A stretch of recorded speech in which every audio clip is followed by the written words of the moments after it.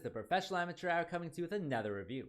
This week I checked out Man with the Screaming Brain, and this 2005 film was directed by Bruce Campbell and stars Bruce Campbell, Ted Raimi, and Stacy Ketch, among others of course.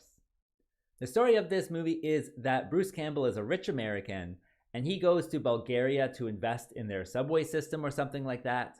But while there, he hires a taxi to drive him around all day, and then something happens and he dies. Luckily though, there is a experimental scientist that is interested in the rich man's, patronage.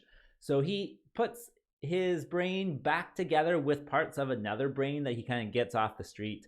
And now Bruce Campbell's back alive. However, part of his brain is yelling at him to, do this or do that.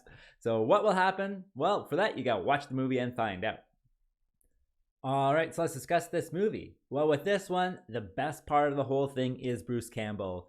He's actually the director, and I think he has a writing credit on this one. So he's the writer, director, and star of it, which, knowing B movies, that's kind of the perfect storm sometimes. But he certainly is the best part of this whole thing.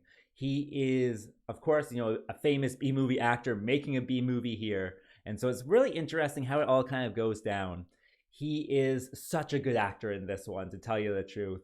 His comedic timing in this one is so perfect because he has like a half of his brain like screaming at him. Sometimes he won't be able to control his hand, and all of that stuff with him having to react to a voice inside of his head or having to fight, part of his body is perfectly done. I would say it is really good to see him at kind of the top of his game with this one. He just does an amazing job throughout the whole thing, and I gotta say, I really enjoyed that part of it. In addition, I thought the supporting cast did a wonderful job as well. They have such kind of interesting and fun storylines. There are silly storylines, but lots of fun, I would say.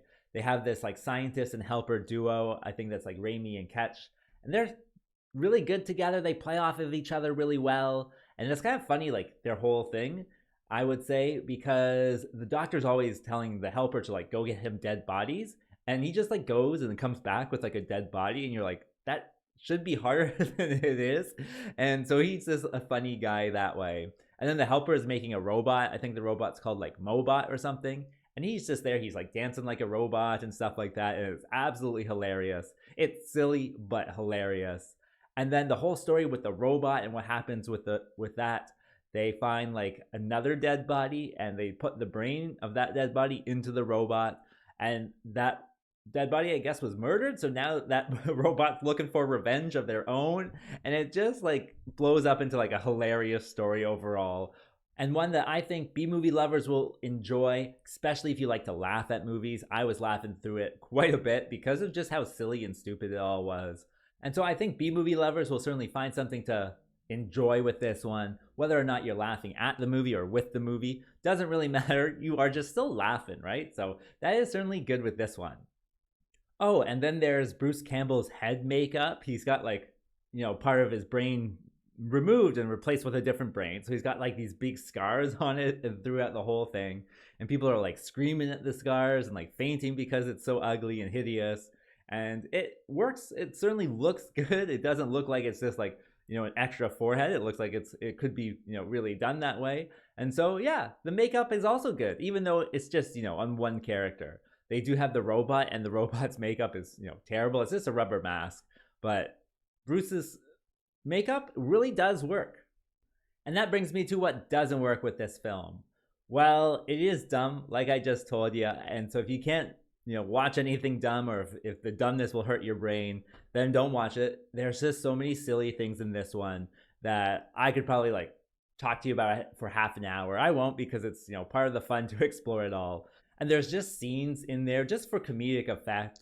Bruce Campbell will go to a restaurant and he orders, I don't know, steak, but his other half of his brain wants salmon, and then they compromise on chicken. And there's lots of these kind of silly scenes where there's no real element to it, and it just is dumb. That's the best way. So just have that kind of lighthearted feel to it, where it's going to be silly, it's going to be one where just ridiculous things happen, and they certainly do in this one. So learn to laugh at it, about how silly and dumb it is, and you will enjoy it.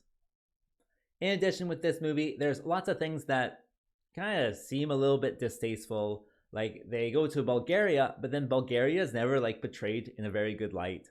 Same with the Roma people in it as well. They're never really taken seriously or portrayed well. They also are all about American culture. Like Bruce Campbell is a rich American and he's going through there and being like, oh, this is American capitalism at work. Isn't it great? And then he's paying people and saying, you know, the customer's always right. You can't do that. You can't do that.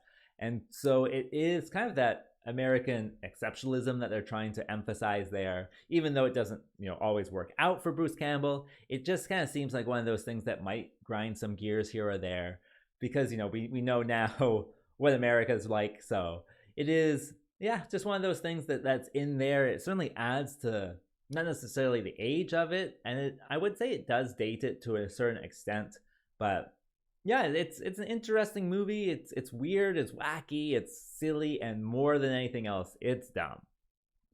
As for my recommendation, well, if you're a Bruce Campbell fan, and I think there's a lot out there, especially with some of his other movies, I think with this one coming out in 2005, it must have been just after Bubba Hotep, if I'm kind of remembering things correctly.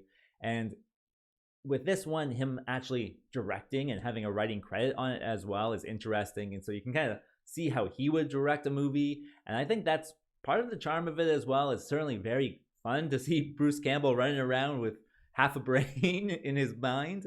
And so that is definitely, I think, worth a watch. If you are like just a B-movie fan and you just love laughing at these things, then this should also be an option for you. As for a score, well, I was thinking of giving it the score for being hilariously bad, but after thinking about it for a little bit, I did decide to bump it up to the good bad score of 4.5. And with that being said, I think that's all I wanted to say. So like and subscribe, and I'll see you next time.